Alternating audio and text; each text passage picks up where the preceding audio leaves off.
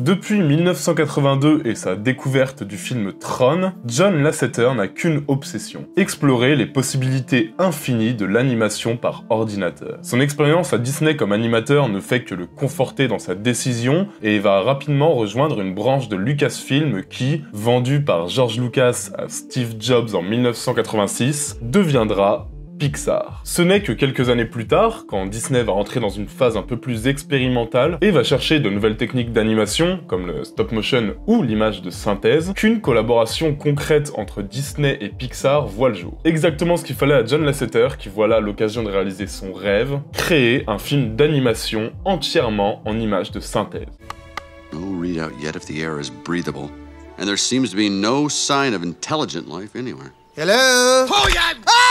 Et ça tombe bien parce qu'en 1988, John Lasseter avait réalisé un court-métrage qui a notamment eu l'Oscar du meilleur court-métrage et qui se prête bien à l'idée, un film qui s'appelle Teen Toy, l'histoire de jouets qui prenaient vie dans une chambre d'enfants. En partant de ce concept, l'histoire, elle se précise dans sa tête. Le héros de ce long-métrage d'animation en images de synthèse sera un jouet, un cow-boy perdu sur le bord d'une route et qui cherche à rejoindre son propriétaire. Associé par défaut à un autre jouet astronaute, ils devront s'unir et se comprendre pour faire face à toutes les épreuves qui les attendent dans le monde des adultes. Tout se développe, tout se concrétise, et le 19 janvier 1993, Pixar a officiellement le feu vert de Disney pour concrétiser Toy Story, son premier long métrage d'animation en images de synthèse. We toys can see everything.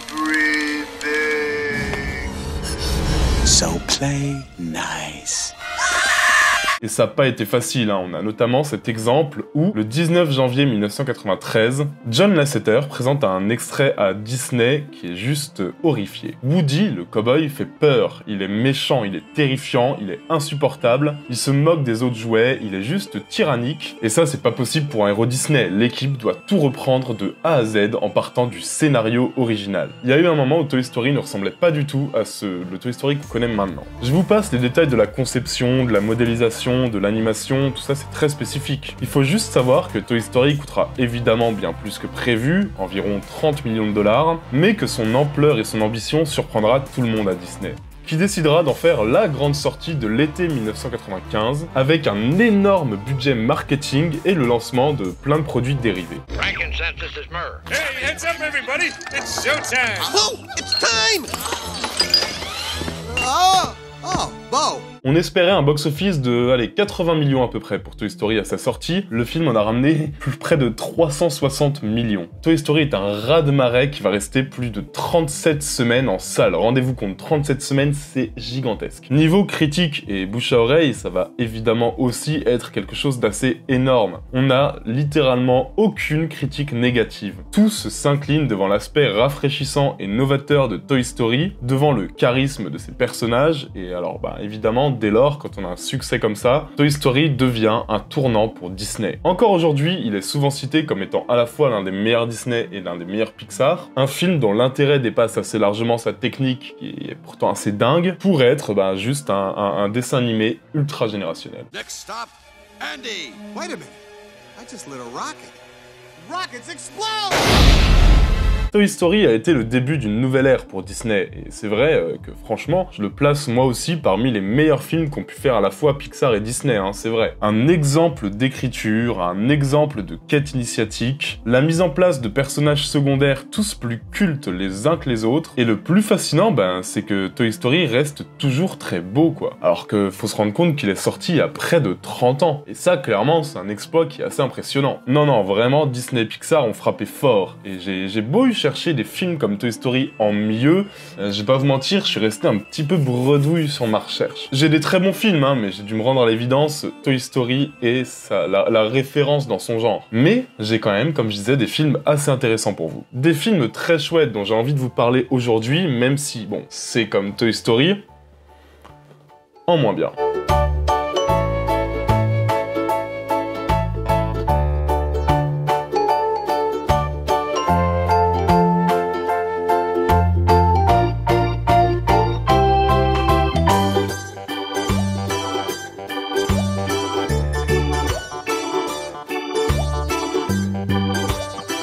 Mais avant de vous parler de ces grands films, je vous présente le sponsor de cette vidéo, nos amis de CyberGhost VPN. Bon alors pour les deux du fond qui l'ignorent, un VPN c'est un logiciel qui va rendre votre internet plus sûr, qui agit comme un bouclier pour éviter de se faire pirater. C'est donc plutôt utile et bien pratique pour vous permettre de naviguer en toute sécurité sur internet, pour masquer votre adresse IP ou même pour surfer anonymement, que ce soit depuis la maison ou un réseau Wi-Fi public, genre hôtel, café, bar, t'es protégé en permanence. Mais aussi, et c'est là où ça intéresse plutôt la communauté d'Intercut, je le sais, on sait que certaines plateformes proposent des films exclusifs selon les territoires, mais CyberGhost VPN, il vous permet d'accéder à des sites et plateformes géographiquement bloquées, comme celles basées aux États-Unis par exemple, ou même à d'autres pays. Très concrètement, si tu veux surfer sur le Disney+ américain ou le Netflix canadien plutôt que le français qui est beaucoup moins fourni, avec ce VPN c'est possible et croyez-moi c'est plutôt utile. Et dernier petit tips, bon c'est clairement le plus important pour vous je pense, et pour moi aussi, pour votre confort, puisqu'apparemment YouTube a décidé de caler 50 pubs par vidéo sans me prévenir, je vous conseille d'utiliser CyberGhost VPN, de prendre une IP indienne et de souscrire à YouTube Premium avec une adresse IP indienne. Tu vas payer 1,50€ par mois et t'as plus aucune pub, t'as accès à YouTube Music, bref t'as toutes les qualités de YouTube Premium, franchement c'est un bon petit tips je trouve. CyberGhost VPN c'est 38 millions d'utilisateurs à travers le monde et franchement on comprend pourquoi. L'interface est hyper claire, l'ensemble est hyper pratique, presque nécessaire, moi j'ai du mal à m'en passer. Chose importante, ça va marcher sur Apple, sur Android, sur Windows, et tu peux l'utiliser sur 7 appareils différents. Je répète, ça veut dire qu'avec un seul abonnement, tu vas pouvoir faire croquer 7 potes. Sachant qu'en plus, j'ai évidemment un lien pour vous, en utilisant le lien de la description, tu as une remise de 83%, donc tu vas payer 2,03€ par mois, avec 4 mois offerts en utilisant mon lien. Sachant que tu as une garantie de 45 jours satisfait ou remboursé, franchement c'est pas mal. Et en plus de ça, support client français 7 jours sur 7, 24 heures sur 24, tu prends pas beaucoup de risques, donc merci beaucoup à CyberGhost VPN, et nous, on se replonge dans la vidéo.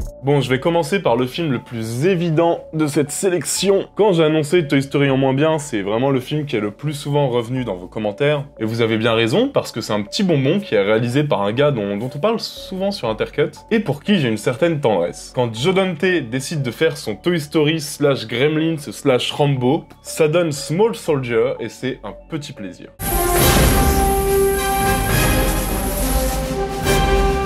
On va suivre l'histoire d'Alan, dont le père est un marchand de jouets.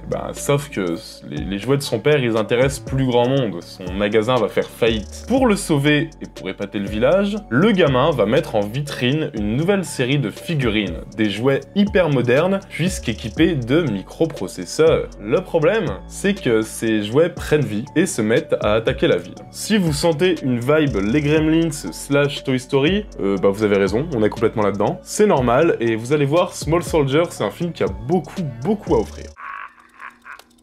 Hey, it's the kid. Commando, pull back. Retrograde movement. Uh-oh.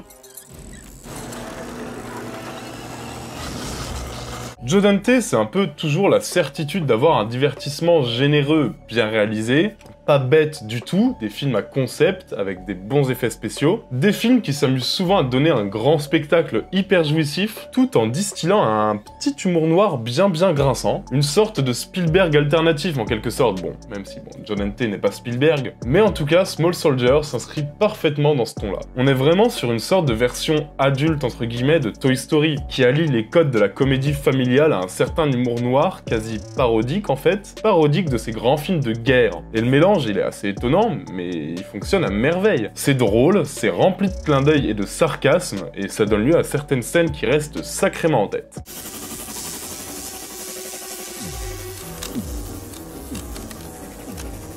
Don't hate me because I'm beautiful.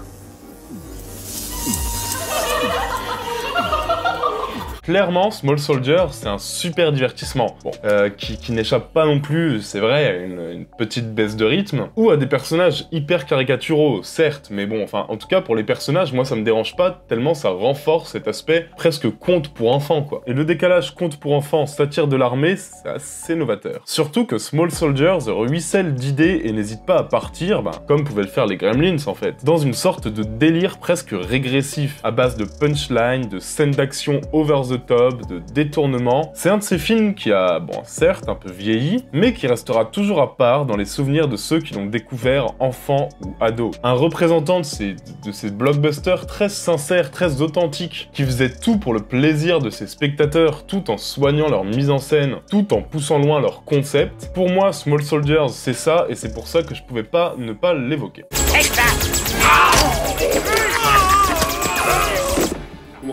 Watch your back. Thanks, Dad. Go, Alan. I'm watching your back, Alan.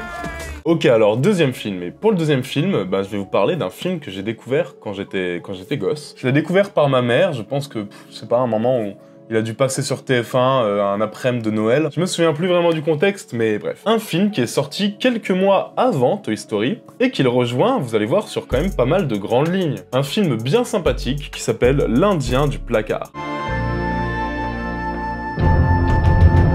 Alors, L'Indien du placard, c'est un film qui est adapté d'un bouquin de jeunesse, dans lequel on va suivre notre héros, un gamin de 9 ans qui reçoit le jour de son anniversaire 2 cadeaux. Un espèce de placard et une figurine d'Indien en plastique. Bon, vous allez me dire, rien d'extraordinaire, sauf que très vite, on va se rendre compte que le placard peut donner vie aux jouets. Du coup, évidemment, le gamin va vite animer sa figurine d'Indien, qui deviendra son meilleur ami et qui va l'amener dans plein d'aventures. Voilà, moi je trouve l'idée assez proche de Toy Story, et même le ton assez proche de Toy Story, puisque dans le genre aventure avec un enfant et ses jouets bourrés d'effets spéciaux, avec un grand discours sur l'importance de l'amitié, bon, l'Indien du placard, il se place là.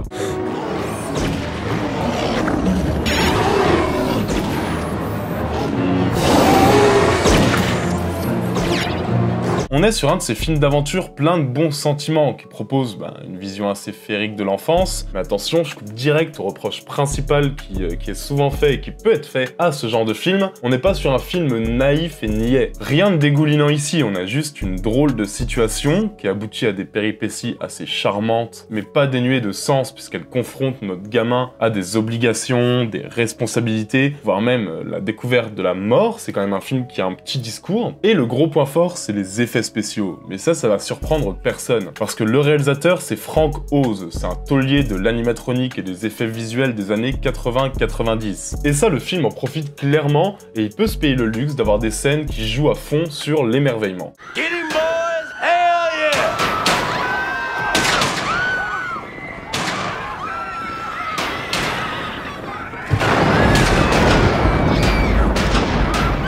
C'est un film malin qui joue sur la même corde que Toy Story, c'est-à-dire le rêve qu'ont tous les gamins du monde de voir leurs jouets s'animer et de partager des aventures avec eux. Et le film a des sacrés atouts pour lui. Bon, son traitement, d'abord, je l'ai dit, sa réalisation, sa mise en scène soignée et travaillée, mais aussi sa musique, qui est vraiment assez magnifique, et la tendresse de son histoire, qui est toujours située à regard d'enfant. Juste dommage que l'acteur principal, que je vais pas accabler, il est jeune, mais qui joue parfois un peu moins bien, tu vois, c'est parfois trop appuyé, parfois trop surjoué. C'est dommage, mais en l'état, on est quand même sur un petit bonbon qui fait toujours bon de montrer à ses gamins, ou de même redécouvrir adultes, pour se replonger dans ses souvenirs. Faites-vous ce petit plaisir, vous ne le regretterez pas.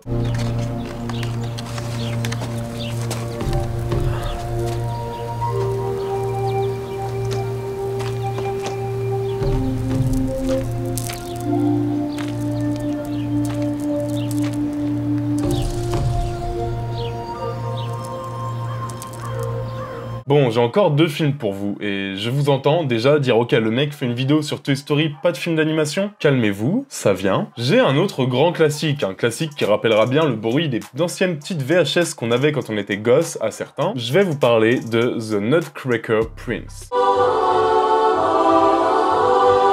qui est une adaptation du conte original, donc Casse-Noisette, qui se voit enrichi avec la musique de Tchaïkovski. Bon alors, dit comme ça, c'est déjà assez prometteur, et clairement, dans le genre film d'animation plein de magie et de poésie, c'est parfait, surtout en période de Noël. Oui, je sais que cette vidéo sort quasiment en avril, vous allez rien faire. Bref, alors, c'est Noël, toute la ville est en fête, et Clara passe le réveillon avec sa famille. Elle se fait offrir un magnifique château de jouets avec une figurine, et au fil de la nuit, les figurines vont s'aimer, nuit, les figurines vont s'animer et nous plonger dans une magnifique aventure. Le film dure 1h15, son animation est datée, hein, ouais, je vais pas vous mentir, mais je veux dire, vous avez vu ce charme? Moi, j'adore ce genre d'animation, j'adore ces couleurs un peu délavées. Franchement, je me sens comme le Louis de 6 ans qui découvre des VHS en Bourgogne, quoi.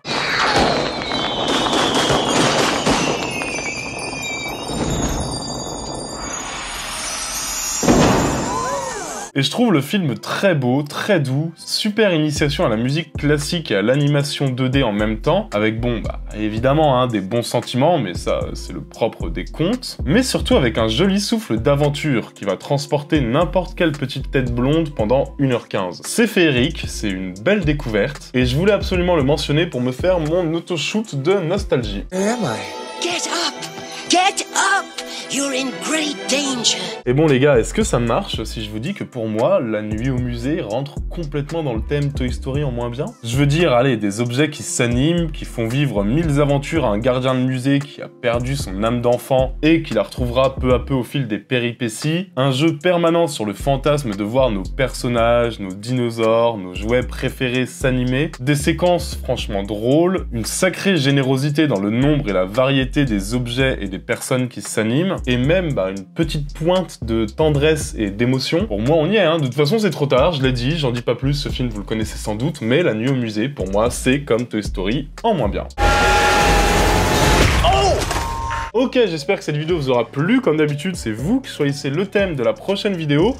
Bon, on a fait un petit film d'animation, maintenant on va parler Apocalypse. 2 films post-apo à vous proposer. Soit on part sur un gros « Je suis une légende » en mieux, ou alors on se fait un petit « C'est comme Mad Max en moins bien » partie 2, parce que j'ai déjà fait une partie 1 là-dessus.